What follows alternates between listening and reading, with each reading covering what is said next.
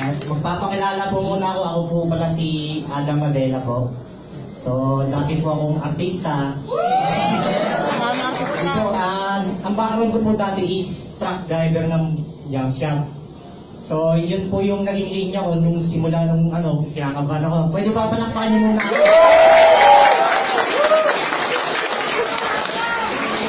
Nung gumraduate ako ng 4th year, wala na akong pang-college. Ang pangarap ko kasi maging driver eh.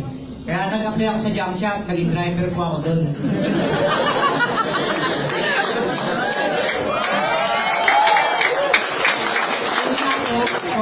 Sobrang hirap pala doon sa junk shop kasi ang trabaho ko doon, nilalagaw ako.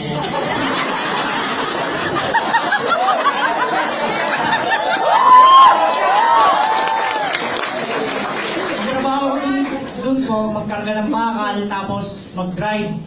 Yung po ang trabaho ko doon, 250 per day po ako, libre sermon. So, tumagal din po ako doon ng 1 year and a half. Sabi ko sa sarili ko, ayoko na, hindi ata para sa akin to. So, yun, nag-decide ako mag-resign sa, career ko, bilang truck driver. Ito na ngayon, yung nilangaw.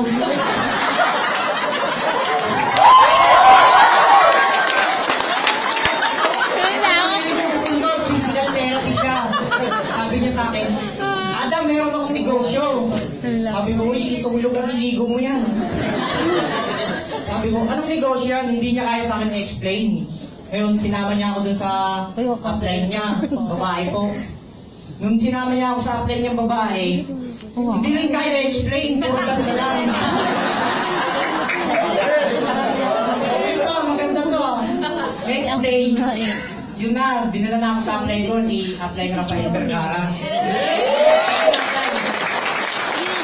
In-explain sa akin ngayon yung negosyo. Sakto may pera ako noon. Ang galing mo magsalita ni upline. Napamember talaga ako. Nung pambili ko ng second hand na motor, isinugal ko muna dito sa Inglobal. Sabi ko baka kumita ako dito. Sabi natin sa akin ng upline ko, 24,000 per day daw yung pwede natin kitain dito sa Inglobal. Eto na ngayon, yung ginagawa ko na yung negosyo. 24,000 per day daw. Mga isang linggo na, maski 500 balik. Ganun! Sobrang hirap pala na itong networking. Ngayon sabi ko sa upline ko, upline, bawiin ko na yung 798. Ayoko na itong negosyo mo, hindi para sa akin to.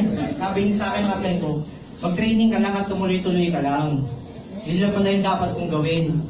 So eto na, nagtuloy-tuloy na ako. Inaaral ko muna siyang maigil. Sabi ng upline ko, simulan mo Adam sa Facebook kasi wala kang itsura.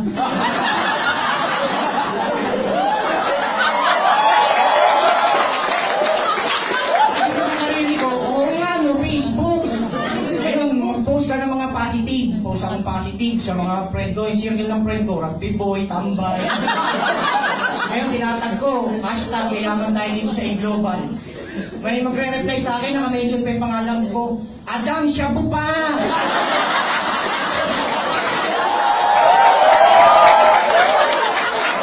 Sabi ko, parang hindi naman ako adik. Napalim lang ako sa negosyo. Gusto mo rin ako.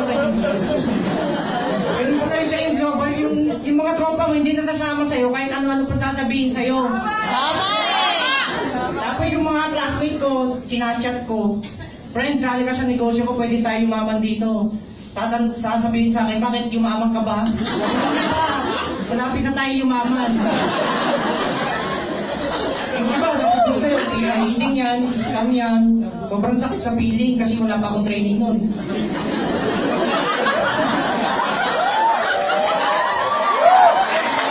Sakit pa ng feeling ko.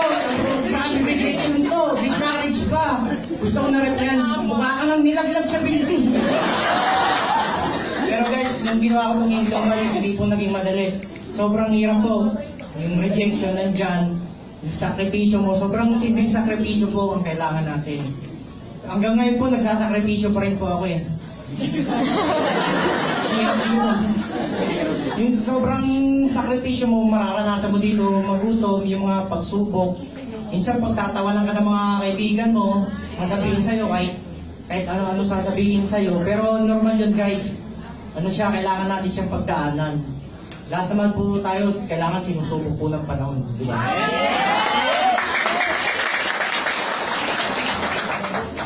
Yung mga nang lalait sa atin guys, okay lang yan. Ngayon lang yan. Darating din yung araw na magtatagumpay din tayo dito. After nung ginawa ko yung business, in 6 months, nakabili po ako ng brand new Toyota Vios.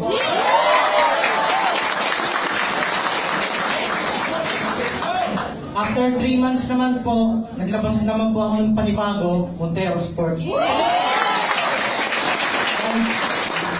years pa lang po ako sa negosyo, maigit.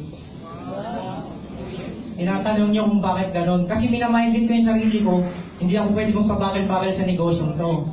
Hindi yung upline ko, hindi yung downline ko magpapayaman sa akin, kundi ako mismo. Kasi guys, naniniwala po ako na kaya kong tumayo sa sarili kong paa. Hindi sa panalangin lang. Totoo po yung panalangin, iglesia po ako, naniniwala po ako dyan. Kaya lang, kung gusto mo yumaman, manalangin ka, tapos tamang workout, hataw talaga sa akin.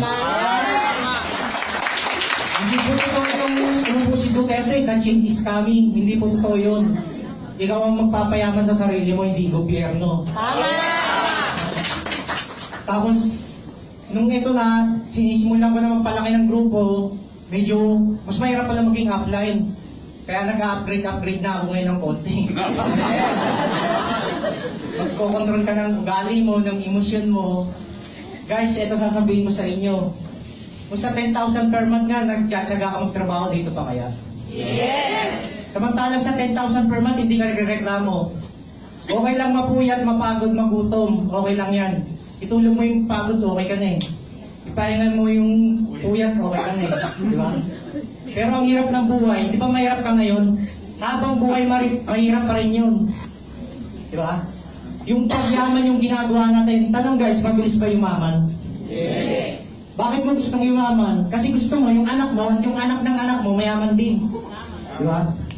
Normal na ikaw lahat ng sasala ng hirap ng yan. Kaya magpapagod ka talaga sa umpisa. Alam niyo ba yung munggo? Yung munggo, itanim mo ngayon bukas na itsura. Tanim ka na naman ngayon, bukas ang itsura.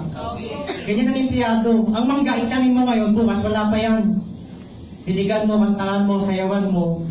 Pag namunga, masaya ka. Pag lumaki yung mangga mo, masaya ka. Pag namulaklak, pipitas ka na lang sa mangga mo. Yan ang itinatanim natin dito sa Global. Kaya normal lang na paghihirapan nyo yung mangga nyo dahil buong hanggan mo magbibinipisyo. Yes! Ano ngayon kung mainit, matraffic, mahirap, bakit may madali ba? Kaya hirap ka rin naman sa ginagawa mo, ang tanong nakukuha mo ba yung pangarap mo? Yes! Hindi mag-commit ka, anong dahilan para hindi mo makuha yung nakukuha namin? Mag-commit ka lang na pilitin mong umasenso, whatever it takes, English yun.